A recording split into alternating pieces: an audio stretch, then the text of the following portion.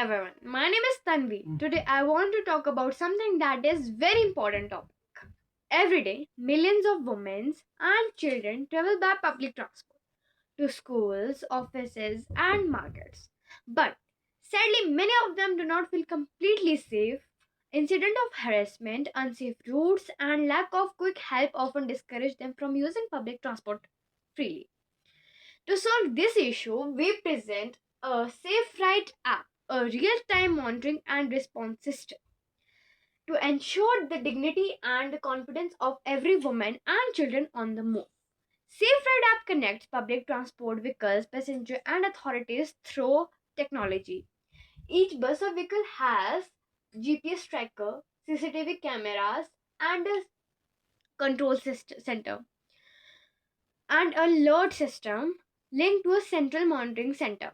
Through the SafeRide app, passenger can share their live locations with family or press on SOS button in case of danger. The system will immediately alert to the local police. The initiative is not just for about technology, it's about trust and empowerment. It allows women and children to travel independently, feel safe, and build confidence in using public transport again.